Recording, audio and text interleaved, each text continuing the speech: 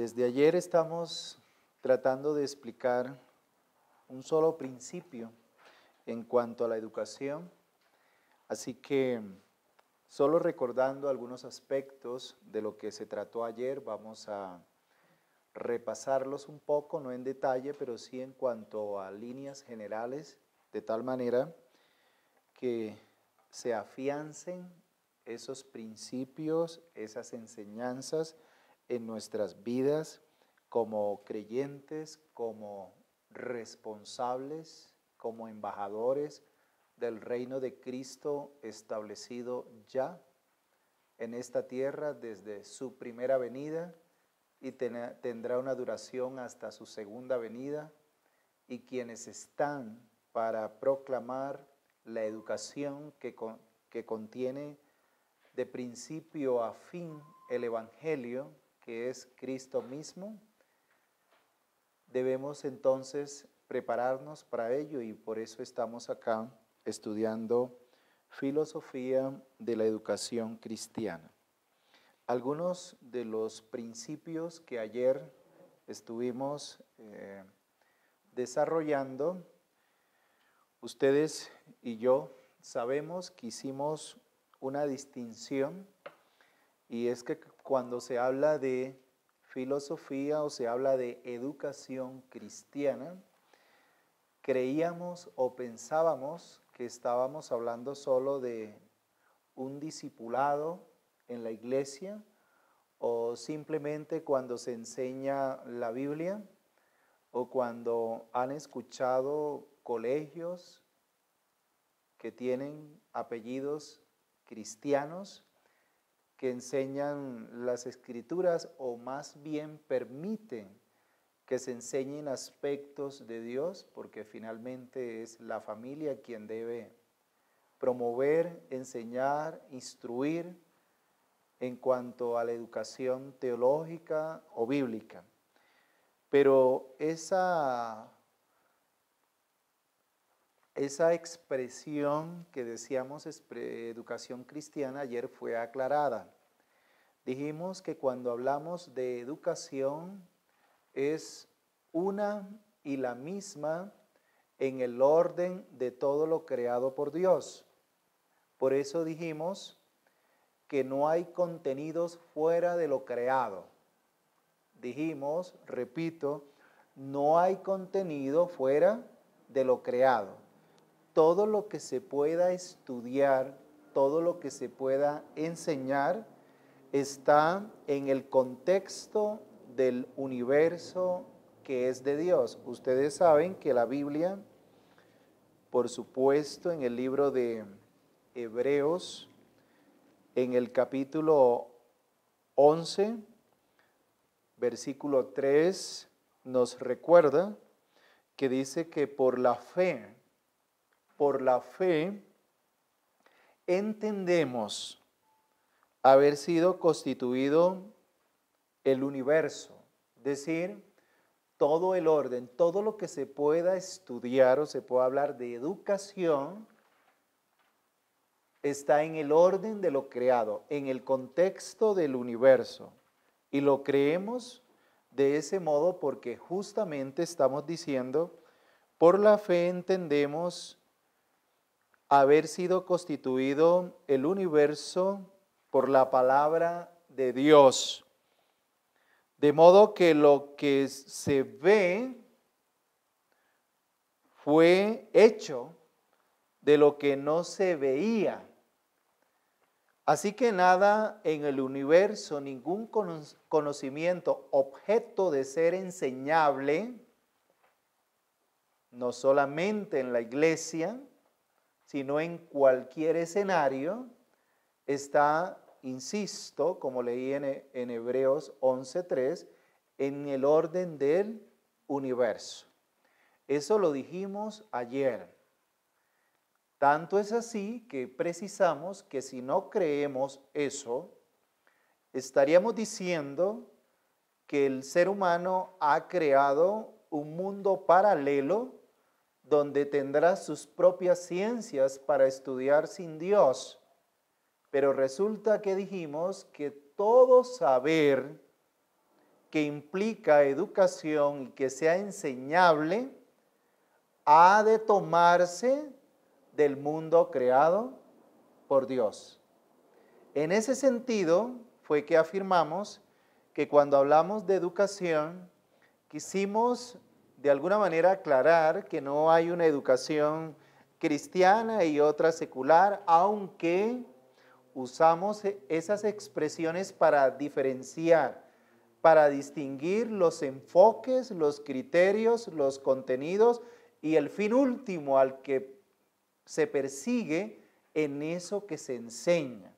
Por ejemplo, cuando alguien enseña sin la iluminación que provee el Espíritu, por supuesto que esto no es más que un conocimiento que incluso no pudiera ir en contra de la palabra misma en algunos de sus aspectos, pero que no cumple el fin último. Y dijimos ayer que ese fin último es justamente hacer más claro, más evidente, más preciso entre nosotros la gloria de Cristo en medio de lo creado. ¿Por qué razón? Porque recordamos el principio que todo cuanto fue creado fue en Cristo y todo cuanto subsiste es posible solamente en Cristo. Y todo fin de esto creado finalmente será en Cristo, porque nosotros ya lo creemos, que este mundo será juzgado bajo la obra de nuestro Señor Jesucristo. En ese sentido, la educación es una y la misma. Solamente, y yo creo que fue un equívoco de mi parte, no supe formular bien el título porque parece que genera cierta confusión y reduce un poco el sentido que estamos enseñando. Cuando yo dije filosofía de la educación cristiana, presupone ello que existiría otro tipo de educación que no sea cristiana, ¿verdad? Esa es la idea que se da. Pero por eso me serví de unas comillas como para que me obligara a explicar qué era lo que se quería decir en ese punto. Esto lo vimos ayer, pero seguramente más corto o más largo, no lo sé, pero quiero que en la conferencia introductoria de la materia Filosofía de la Educación Cristiana siempre mantengamos el enfoque correcto en cuanto nos preparamos en los asuntos del reino de Cristo.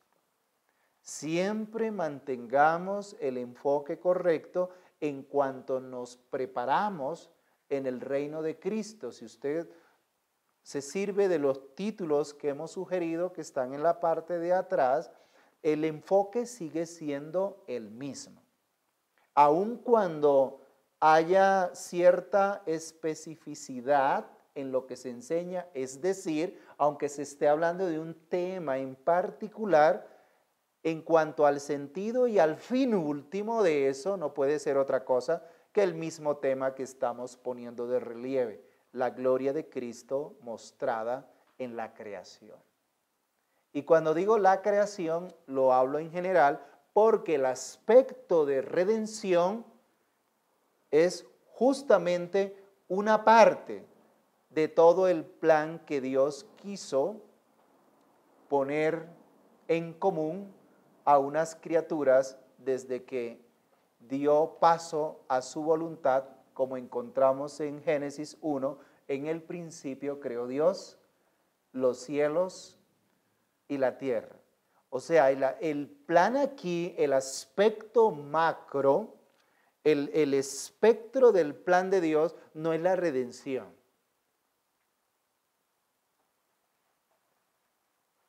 Dice la confesión, plugo Dios libre y soberanamente crear, ¿se acuerdan? Crear todo. Lo que pasa es que en ocasiones nosotros, presionados del contexto en que estamos, la iglesia, pareciera que hacemos ver más a Cristo como el Redentor. ¿Notamos? Eso es cierto. Cristo es Redentor. Cristo es Señor. Pero esa es una parte. Voy a decirlo de esta manera.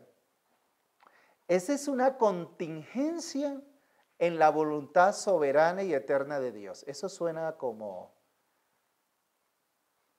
un poco complejo, ¿verdad?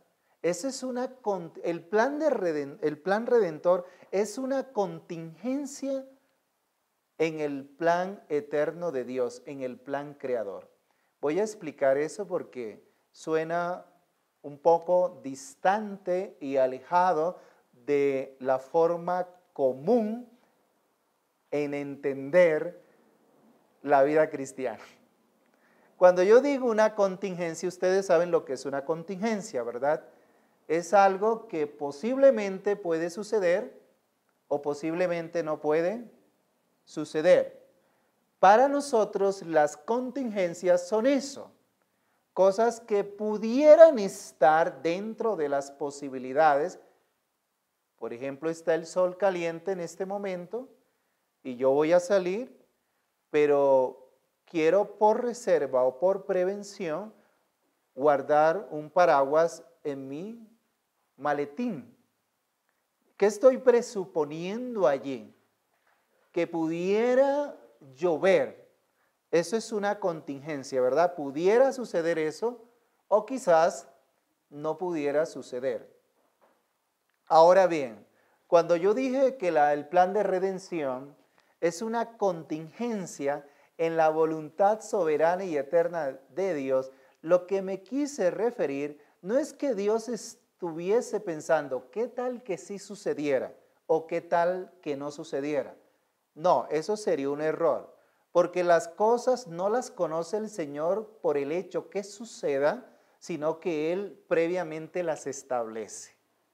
Sin embargo, en su plan mostrado a nosotros, sí fue como una especie de contingencia, es decir, el hombre fue creado, Adán y Eva en el Edén, para que pecara o para que no pecara, para que se mantuviese en pacto perpetuamente con Dios. ¿Notamos? Por eso la muerte no es porque Dios la haya puesto siendo el autor, sino que la muerte es resultado del pecado. ¿Notamos? Porque cuando Dios creó a imagen de Cristo, no creó para que muriera, sino para hacer de esa creación un pueblo o una comunidad que tuviese por siempre comunión con Él.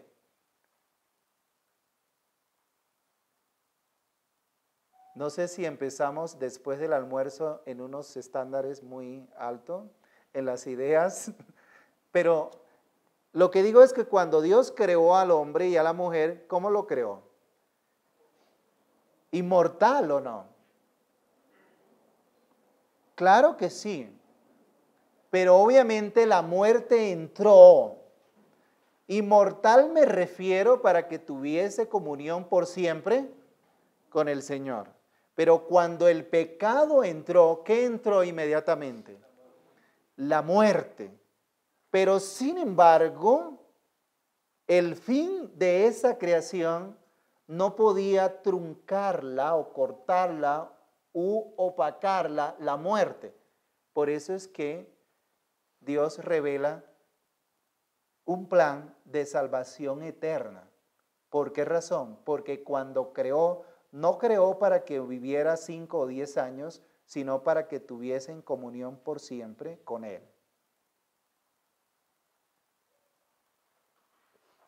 Por eso se habla de salvación eterna. ¿Por qué razón?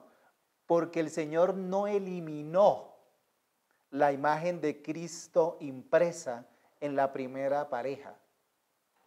Cuando yo digo imagen, me refiero que el hombre fue creado a imagen de Dios, ¿verdad? Eso dice la Biblia. Pero la Biblia también nos aclara la imagen de Dios no es un conjunto de prácticas espirituales o virtuosas, sino que la imagen de Dios es la persona misma de Jesucristo. Jesucristo es la imagen de Dios. En consecuencia, el prototipo significa el primer modelo. El prototipo que usa a Dios para crear, no a las piedras, sino a las criaturas, ¿quién fue? Fue Cristo. Ver el Hijo para crear a las primeras criaturas. Por eso es que el Señor no elimina, por supuesto, a su creación, aún en medio del pecado, porque la imagen de Él estaba allí, impresa en ellos. Ahora bien, ¿por qué es necesario decir esto antes? Porque la educación, esto ya es para ir precisando. Ayer me acerqué un poquito cuando me preguntaron, bueno, ¿y para dónde va la educación cristiana? El fin último, ¿se acuerdan? Yo cité un pasaje de Jeremías, ¿se acuerdan? Capítulo 9. ¿En qué se debe alabar, en qué se debe deleitar el ser humano? El fin último es volver al principio, así como estaba Adán antes del pecado, con un vínculo perfecto en justicia, en santidad y en verdad con su Creador. El fin último de la educación cristiana es volver al hombre caído en virtud de la obra de Cristo en la cruz a su Creador, para que viva con Él y lo glorifique y se goce para siempre. No reduzcamos que el fin último de la educación es que seamos salvos. Eso hace parte de la contingencia.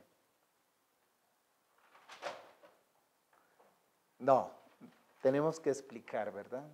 Cuando yo digo contingencia no es algo que, no, es algo que sucedió en la realidad. ¿Qué sucedió? Una caída, ¿verdad? ¿Dios lo sabía? Sí, lo sabía. ¿Adán y Eva sabían que iban a caer? No lo sabían, no lo sabían. Estaban advertidos. Estaban advertidos, si comen, morirán. Pero en ese momento no cayeron. Yo tampoco puedo precisar en cuánto tiempo más, pero cayeron. Pero esa contingencia en el contexto de lo creado era para nosotros, pero para Dios no, porque Él lo conocía. Entonces la educación cristiana es volvernos a Cristo para volver al principio.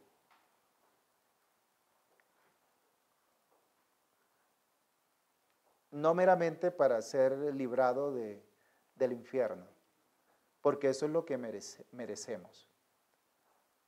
Es restaurar ese plan primario, primigenio, antes del pecado, volver nuevamente como estaba Adán y Eva antes del pecado. Ellos subsistían allí en Cristo, ¿verdad? Antes del pecado, ¿o no? Y después del pecado, se sigue subsistiendo en Él, ya sea que seamos de Él salvos e incluso no siendo salvos. Y aquí estoy hablando que aún aquellos que rehúsan a Cristo, el Señor hace que salga el sol sobre ellos y les alcanzan sus misericordias. En términos concretos es, en Cristo se sustenta todo, ¿verdad? Entonces, volviendo al punto donde empecé, es que la educación tiene como fin último justamente, este es otro, ayer dije uno, ¿verdad? Este es otro, todo apunta a lo mismo. Volver, ayer dije, ¿en qué se deleita? ¿Cuál debe ser el fin de ese conocimiento? Dios, ¿me comunico? Y hoy estoy diciendo otro fin. ¿Cuál debe ser ese fin último? Volver a los caídos al Señor tal y como estaban antes del pecado en el Edén. Sosteniéndose, sí, en Cristo Jesús. Y yo diría que esto de alguna manera nos hace pensar en lo que será cuando estemos ya en cuerpos glorificados. Claro, ya estamos nuevamente. La Biblia no dice volver al Edén. La Biblia dice que ya estamos en los lugares celestiales en Cristo. Bueno, antes del pecado, la primera pareja sin pecado estaba en Cristo, tenía una comunión directa con el Señor. Voy a hacer una pausa. ¿Qué fue lo que dije? ¿Cuál es el fin? Díganmelo con una expresión muy corta en este punto, porque hoy ya es más práctico. Hoy quiero aterrizar esa cantidad de ideas que ayer nos producían sueños en ocasiones. ¿Se acuerdan cuando hice el recorrido por los griegos, el periodo medioevo y luego el moderno y luego el contemporáneo, verdad? Dijimos algo, pero hoy ya estamos aterrizando. Recuerde que el objetivo de esta conferencia no es tanto enfatizar los procesos de la educación, qué se hace, cómo se hace, sino el fin. Yo usé una palabra ayer para referirme a los fines. ¿Qué palabra usé? Exactamente. Lo teleológico significa el fin último. No si entendió, no. El fin último, ¿a dónde lo llevó esa educación? ¿O al mismo infierno o volvió usted a la presencia del Señor? Por eso dije que esta conferencia nos hace pensar que no podemos solamente quedarnos en un buen sermón bíblico, ¿sí? Es la responsabilidad, no, nos debe impactar, nos debe hacer pensar si en verdad lo que estoy recibiendo en el Señor me lleva al Señor. Bueno, se me había olvidado. ¿Quién es el que me va a resumir este puntico que dije hasta ahora? ¿Cuál es el fin? O bueno, otro de los fines. Todos convergen, es decir, todos llegan a una sola parte, pero hay diferentes fines en la medida que estamos enseñando todo el consejo de Dios, ¿verdad? Pero todos van a una sola cosa. Pero hoy hay alguien que está levantando la mano. Dice, yo entendí. ¿Qué entendió, hermano? Hoy. Lo que dijimos aquí. ¿Ven?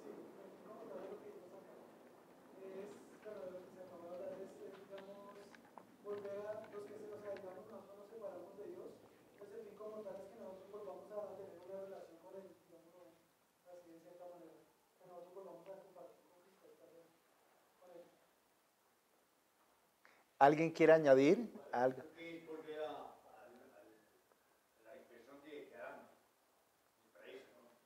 Pero cuidado, muy testigo de Jehová, volver al paraíso. O sea, sí, yo estoy usando esa figura, pero muy bien. Es volver, muy bien.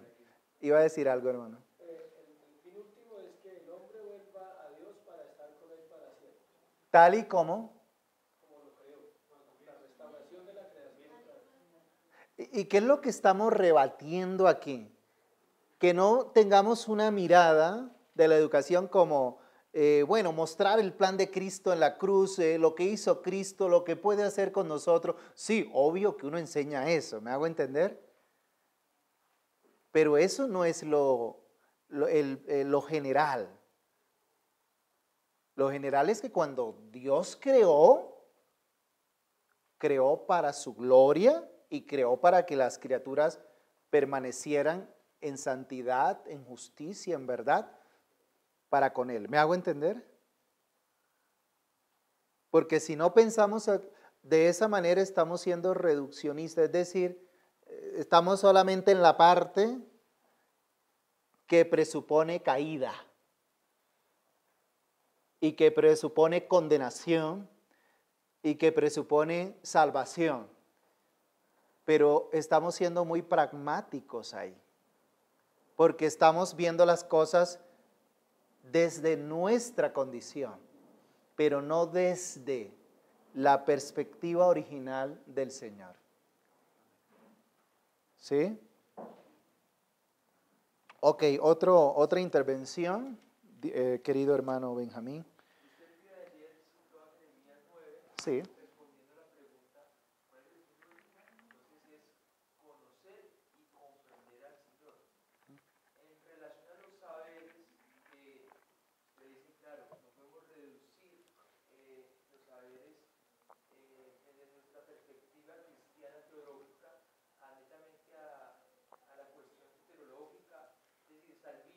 Ah,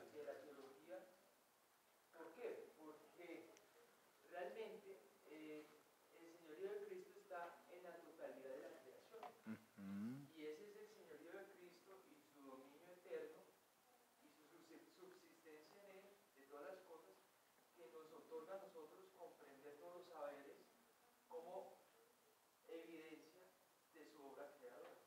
Muy bien.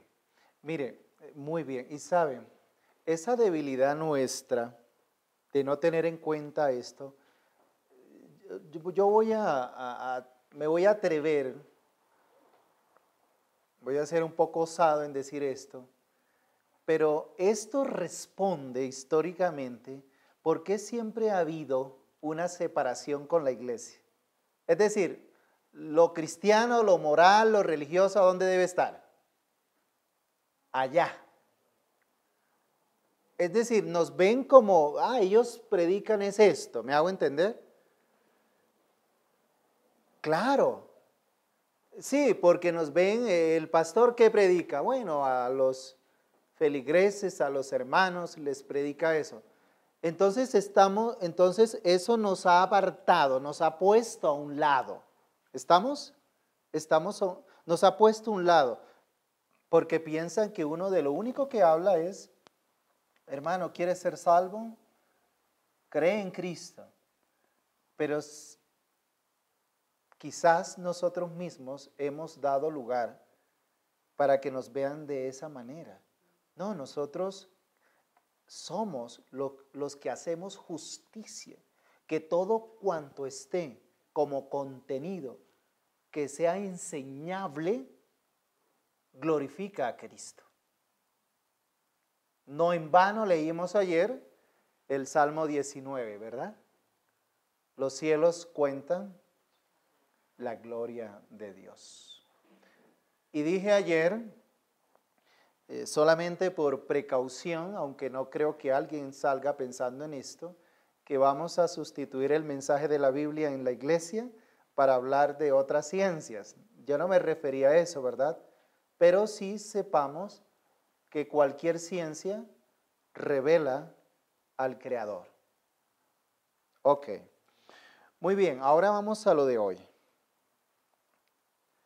Siempre se demora uno repasando, ¿no?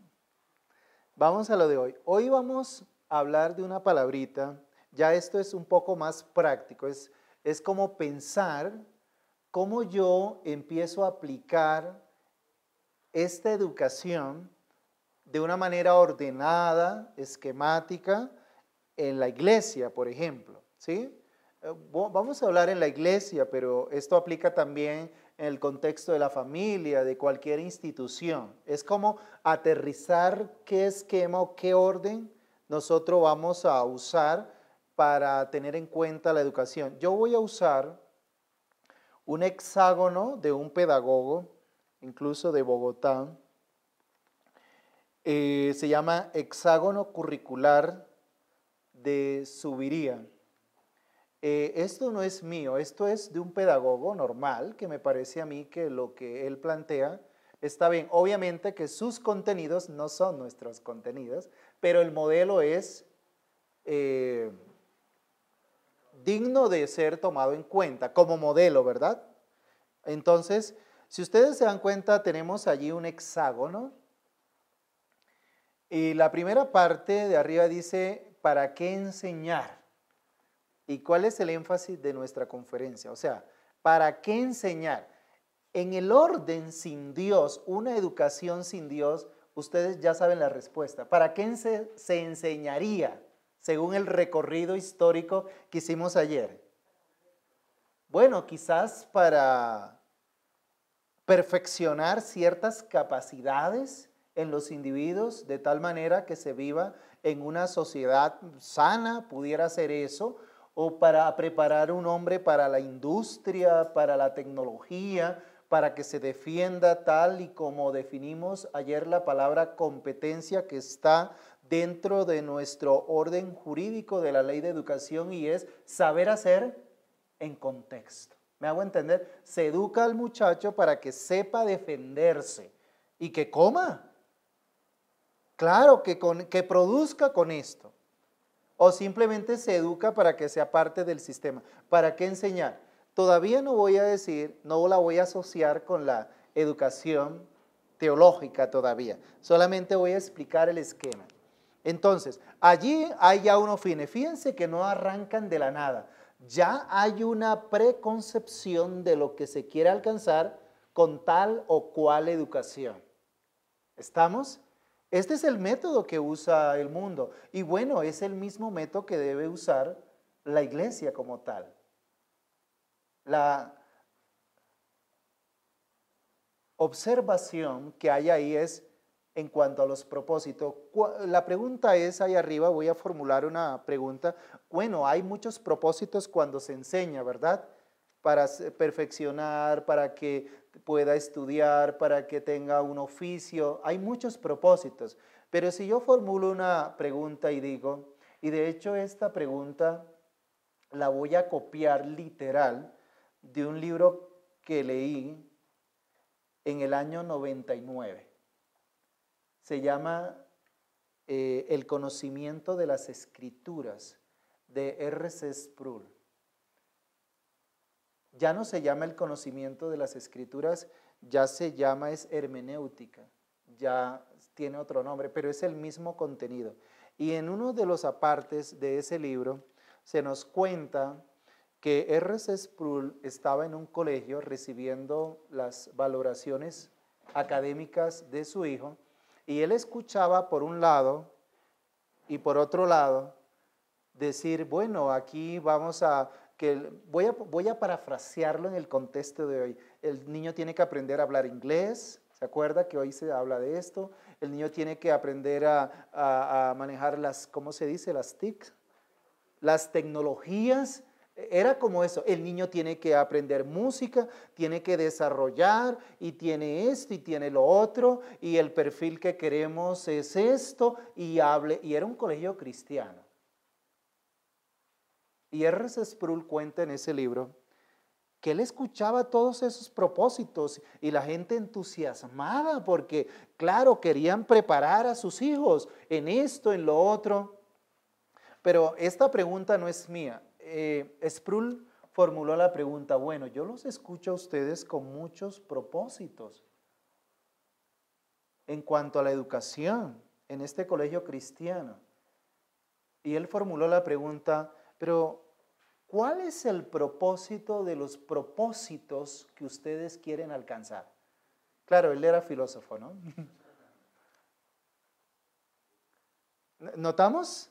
Me comuniqué en eso, ¿no? Propósito para esto, que aprenda lo otro, y claro, y también una vida de oración, y también lo otro. Pero ¿cuál es el propósito de los propósitos que ustedes quieren alcanzar en esta educación que imparten en su institución? Y no me pregunte qué respondieron. Tenían que estar en esta conferencia y escuchar teología de la educación cristiana. Y yo no sé si nosotros a veces caemos en eso, ¿no? Y debemos orar por eso, ¿verdad? Para que en verdad la educación cristiana cumpla el fin último, Y como decía un hermano, el primero y el último, ¿no? Cristo revelado, Cristo conocido, Cristo vuelto a nosotros por gracia. Muy bien. ¿Qué enseñar? Bueno, ¿de dónde se sirve la educación sin Cristo de los contenidos? ¿Se acuerdan que si ustedes piensan hacia atrás, antes existían unas 3 o 4 materias claves, ¿no? Gramática, retórica, creo que matemáticas, eran pocas materias. Pero a medida que la sociedad se fue poblando y los contextos fueron variando, surgen otras necesidades a las cuales hay que responder. Entonces surgen otros oficios. Por lo tanto, esos oficios requieren de una capacitación. Y hoy tenemos muchas carreras que no teníamos antes. ¿Sí o no? Entonces, ¿qué enseñar se está refiriendo a los contenidos?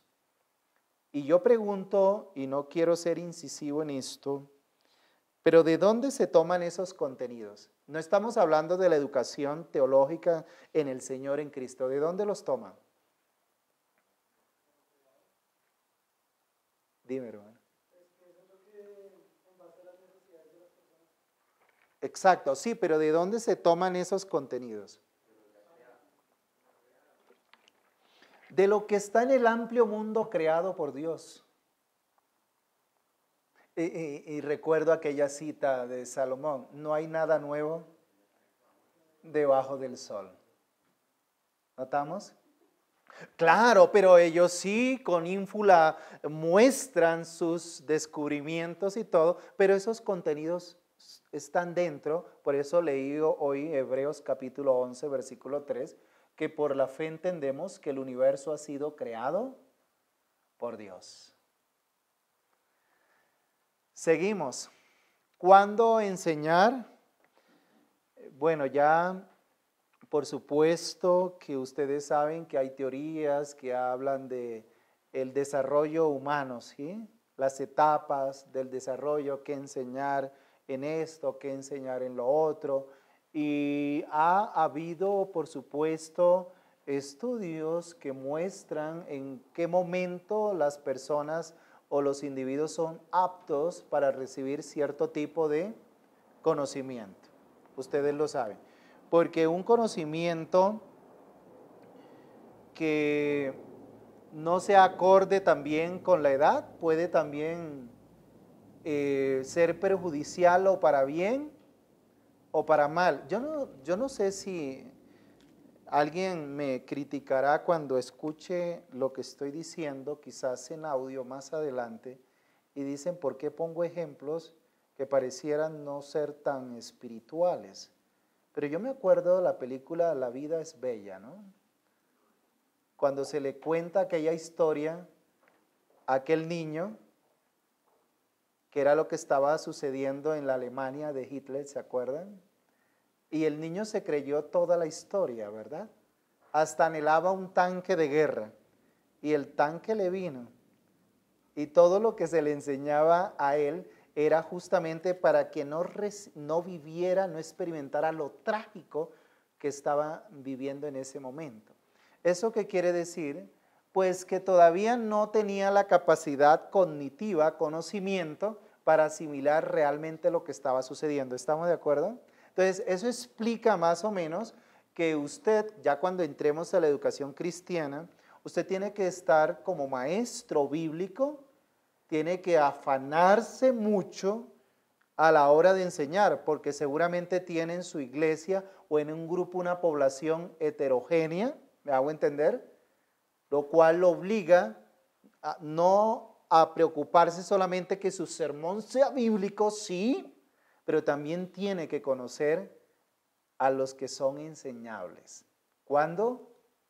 Enseñar. Y el primero que puede levantar la mano y confesar que se preocupa en ocasiones poco por esto soy yo, porque uno se afana más en que el mensaje sea bíblico Y eso es una responsabilidad y está bien, pero uno también tiene que estudiar un poco cómo entienden los que escuchan.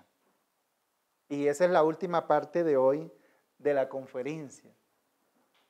Eso es interesante, eso hay que hacerlo, porque no podemos quedarnos, yo enseño y el Espíritu Santo es soberano para aplicar esta palabra. Claro que sí, eso es indiscutible.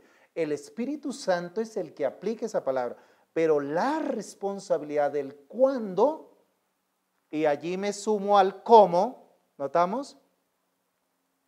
Nos compete.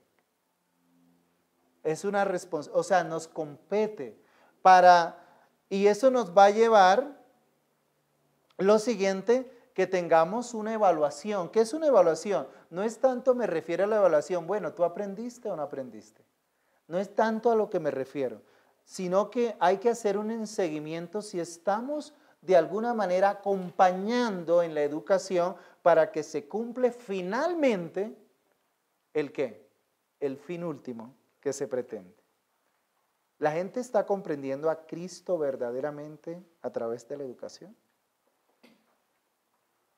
¿O nos quedamos solamente en un mero entendimiento? Estoy usando la palabra entendimiento, más adelante la vamos a retomar. Muy bien. ¿Con qué enseñan las personas que no se sirven ni creen en las Escrituras?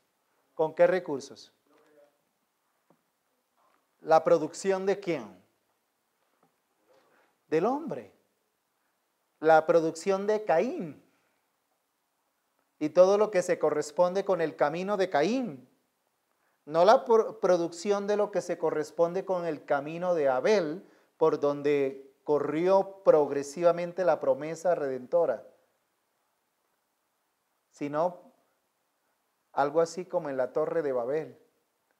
El mundo ha querido hacer su propia fuente de conocimiento y de ideas y de proyectos.